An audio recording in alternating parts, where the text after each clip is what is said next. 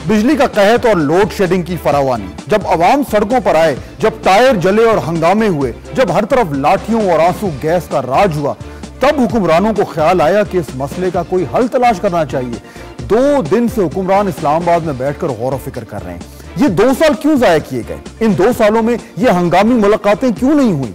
इन 2 सालों में इन हुक्मरानों को यह एहसास क्यों नहीं हुआ कि बिजली का मसला बद से बदतर होता जा रहा है? जो इक़दामात अब होने जा रहे हैं, अगर ये 2 साल पहले कर लिए जाते तो आज हम अवाम इस अजियत से दो चार न होते। अगर ये हुकूमत की नालायकी नहीं तो क्या है? अगर ये हुक्मरानों की कम नजरी नहीं तो क्या है? अगर ये खराब पॉलिसी प्लानिंग और बेहिसी नहीं तो क्या है? मगर क्यों और अब क्या हल है, जानेंगे आज। मैं हूं फहद हुसैन और ये है सेंटर स्टेज।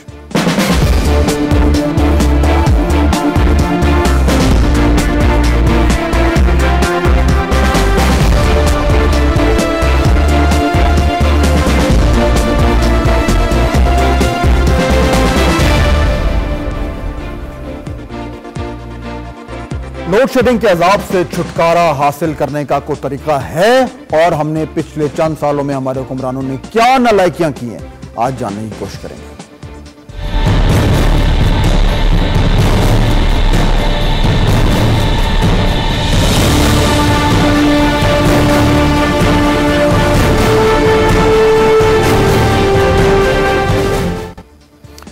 जब भी लोड शेडिंग की और पावर क्राइसिस की बात होती है तो यह कहा जाता है कि यह बहुत ही पेचीदा मसला है और शायद कुछ हद तक है भी सही। जब आवाम ये सवाल, बुनियादी सवाल पूछते हैं कि ये जो हमें बताया जाता है कि जी इतने मेगावाट कमी है, इतने पावर प्लांट्स नहीं लगे, इतनी थर्मल इश्यूज हैं वगैरह वगैरह वगैरह, तो एक आम आदमी कंफ्यूज हो जाता है। वो ये कहता है कि मुझे तो सिर्फ एक ही जरूरत है और वो ये है कि मेरे घर में, मेरी दुकान में, मेरी फैक्ट्री में, मेरे दफ्तर में बिजली आए, अंधेरा ना हो। ये बाकी सारी चीजें जो हैं ये हुक्मरानों की जिम्मेदारी है। और अगर एक आम शख्स, एक आम पाकिस्तानी के घर में बिजली नहीं आ रही तो वो इस हुकूमत का, उससे पिछली हुकूमत का और शायद उससे पिछली हुकूमत का भी कसूर है, लेकिन कसूर हुकूमतों का ही है। आज हम ये कोशिश करेंगे कि हम ये जानें कि अब जो एकदम जो ये हुकूमत जो है वो पैनिक में आ गई है और एक हल तलाश करने की कोशिश कर रही है, कहीं ऐसा तो नहीं कि पिछले चंद सालों में हमने बहुत बड़ी गलतियां की हों और शायद हम सही सवाल भी ना पूछ रहे हों।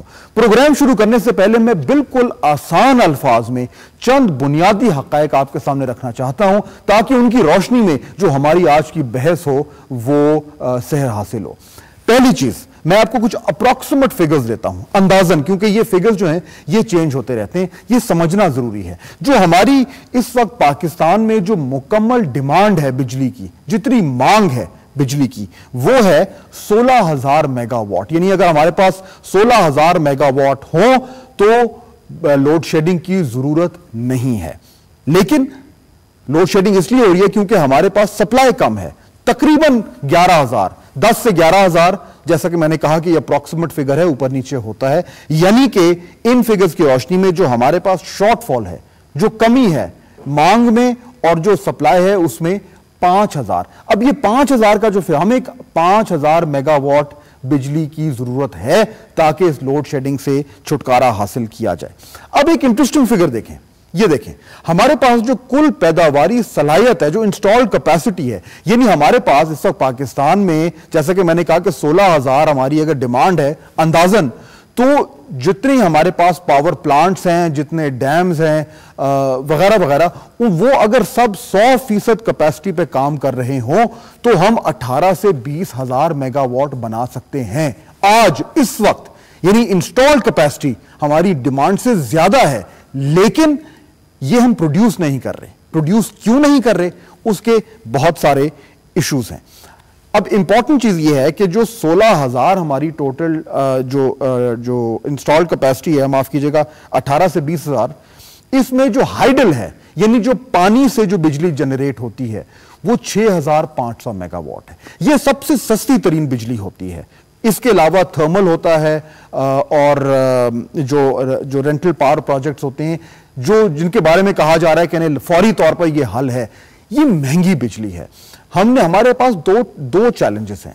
पहला तो ये कि हम जितनी हमारी डिमांड है हम उतनी बिजली पैदा करें, और दूसरा ये कि वो सस्ती बिजली हो, क्योंकि अगर हम बिजली तो सारी ले लें लेकिन वो इतनी महंगी हो कि आवाम की कमर टूट जाए, हमारी जो एक्सपोर्ट्स हैं वो महंगी हो जाएं, तो हम अक़वाम आलम में अपने प्रोडक्ट्स हमारे कंपीट ही नहीं कर सकते। यानी दो चैलेंज हैं, बिजली पूरी हो और बिजली सस्ती हो। ये कैसे हो सकती है, आज हम जानने की कोशिश करेंगे।